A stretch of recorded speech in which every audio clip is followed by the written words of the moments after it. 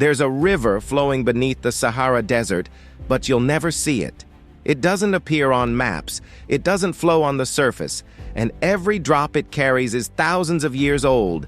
This is the story of a $25 billion attempt to bring that hidden river to the surface, and why it may be running out. In 1984, one nation decided to bet its entire future on reaching that water. What followed was a $25 billion gamble, a megaproject so massive it required building entire factories in the middle of the desert just to cast the concrete. It stretched across thousands of kilometers of pipelines and relied on more than 1,000 deep wells. It is a system designed to move billions of liters of water every single day. They called it the Great Man-Made River. But every drop pumped from this ancient reservoir is a drop that will never be replaced. Today, we're looking at the engineering of a survival lifeline and why it might be running out. The story doesn't begin with a search for water. It begins with the search for oil. In the 1950s, exploration teams in southern Libya were drilling deep into the Merzouq Basin. They were looking for black gold, but instead they hit something unexpected. A geological miracle. They found the Nubian sandstone aquifer, a vast underground system stretching across Libya, Egypt, Sudan, and Chad. It is a massive reservoir of fossil water trapped thousands of years ago beneath layers of solid rock. But how does an ocean end up beneath a desert? The answer lies in time, many centuries of time. By analyzing isotopes, tiny chemical signatures locked inside the water, scientists discovered something remarkable. The water in these aquifers last saw the sun during the Green Sahara period, roughly 10,000 to 40,000 years ago, when this region was covered in lakes, rivers, and grasslands. When you turn on a tap in Tripoli today, you are literally drinking the remnants of a prehistoric climate. But that climate is gone, which means the aquifer's recharge rate is effectively zero. In engineering terms, this isn't a renewable resource. It's a withdrawal from a finite reserve, a bank account that hasn't seen a deposit in 10 millennia. And that changes everything. By the 1980s, Libya's coastal cities were running out of water. 90% of the country is desert, and the shallow coastal aquifers that once supplied groundwater were being pushed beyond their limits.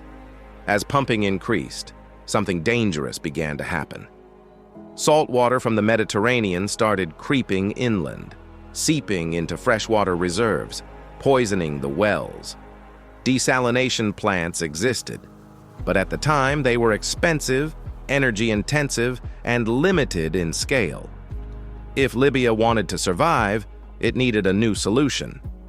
Engineers calculated that they would need to move 6.5 million cubic meters of water every single day. To do that, they needed pipes that didn't exist yet, so Libya built them.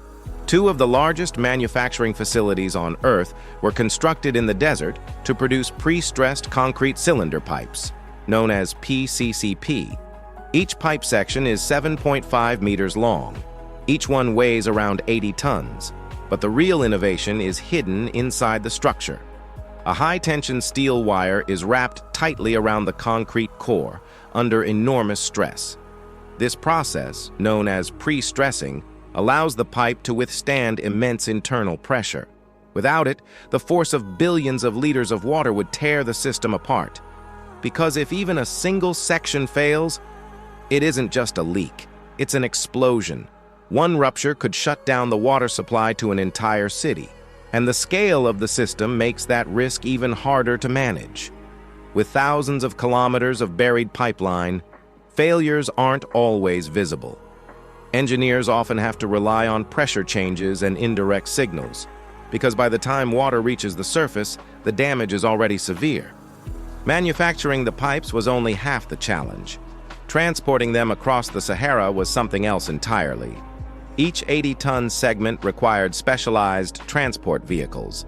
Convoys moved slowly, sometimes just a few miles per hour, across extreme terrain in temperatures exceeding 120 degrees Fahrenheit. To support this effort, engineers built thousands of kilometers of haul roads across open desert.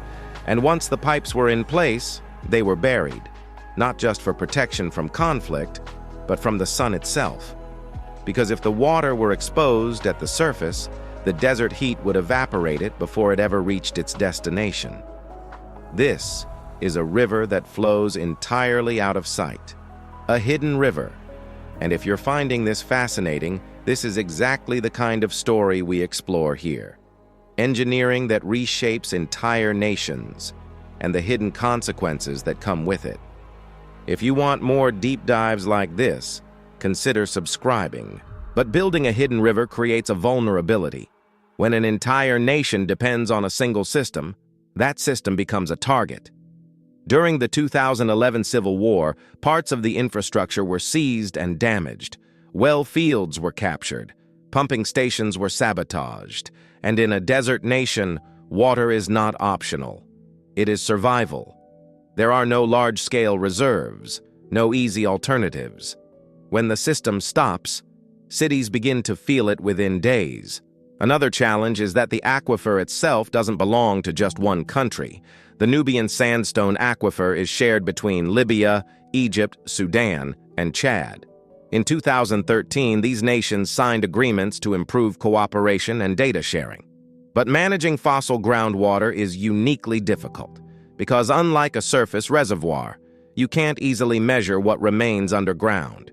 You can't see it shrinking. You can only estimate. Today, the great man-made river still supplies the majority of Libya's fresh water. But the system is aging. Years of political instability have slowed maintenance and investment. Pipelines degrade, equipment fails, and at the same time, climate change is increasing water stress across North Africa. Demand is rising, while the source remains fixed. Some experts believe the reserves could last a century. Others warn that at current extraction rates, the timeline could be much shorter. The Great Man-Made River is an engineering marvel, but it's also a warning. As freshwater becomes one of the most valuable resources of the 21st century, projects like this force a difficult question. How far are we willing to go to sustain life in places where nature no longer provides? Because this isn't just a story about pipes in the desert. It's a story about survival, about ambition, and about limits. Civilizations are built on water, and when that water is ancient, hidden, and finite, every decision matters. Not just for today, but for generations that haven't arrived yet.